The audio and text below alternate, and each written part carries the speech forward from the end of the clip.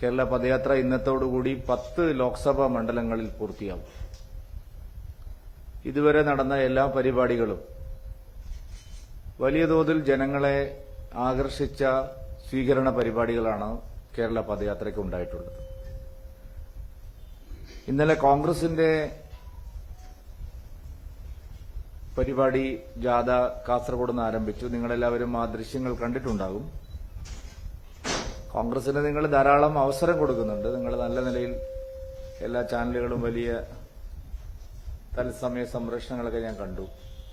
പക്ഷെ അവിടെയൊന്നും ജനപങ്കാളിത്തമില്ല. എൻഡിഎ സംബന്ധിച്ച് വലിയ തോതിലുള്ള ജനപങ്കാളിത്തമാണ് കേരള പദയാത്രയ്ക്കുള്ളത്. അതിനുള്ള കാരണം പ്രധാനമന്ത്രി ശ്രീ നരേന്ദ്രമോദിയോടുള്ള കേരളത്തിലെ ജനങ്ങളുടെ വിശ്വാസം കൂടുതലായിട്ട് വർദ്ധിക്കുന്നു എന്നുള്ളതുകൊണ്ടാണ്. കേരളത്തിന്റെ അവസ്ഥയാണെങ്കിൽ പരിതാപകരമാണ്. ഇന്നിപ്പോ വീണ്ടും ഒരു പാവപ്പെട്ട മനുഷ്യനെ ആന ചവിട്ടിക്കൊന്നിരിക്കുക.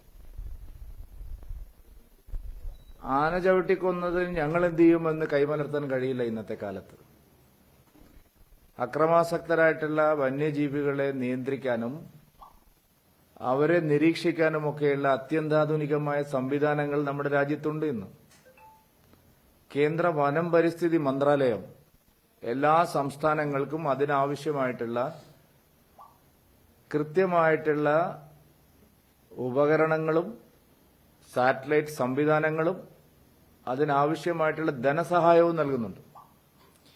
ഇതിപ്പോ കർണാടക ഞങ്ങളെ അറിയിച്ചില്ല എന്ന് പറഞ്ഞ് കേരളം കൈകഴുകുകയാണ്.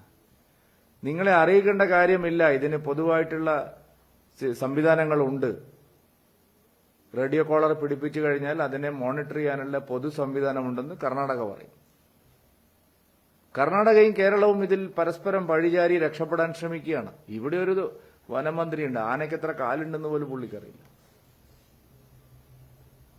ഈ കാട്ടിൽ എന്താണ് നടക്കുന്നത് എന്ന് പോലും അറിയാത്തൊരു വനം വകുപ്പ് മന്ത്രിയാണ് കേരളത്തിലുള്ളത്. എത്ര ലാഘവത്തോടുകൂടിയാണ് കേരള ഗവൺമെന്റ് ഇതിനെ കാണുന്നത്. ഇത് എത്രാമത്തെ സംഭവമാണ് കേരളത്തിൽ?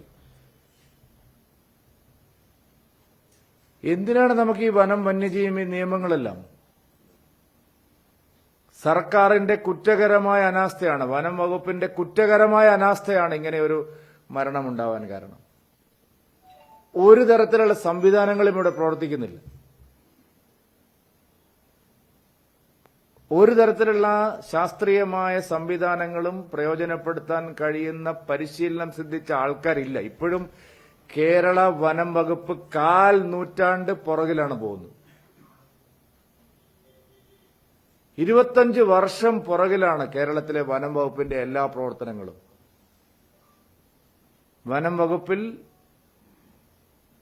ഗുരുതരമായിട്ടുള്ള കൃത്യവിലോപമാണ്. അഡ്വാൻസ്ഡ് ആയിട്ടുള്ള ഒരു സാങ്കേതിക വിദ്യയും ഉപയോഗിക്കാൻ അറിയുന്നവരില്ല. ഒരു പരിശീലനവും നടക്കുന്നില്ല.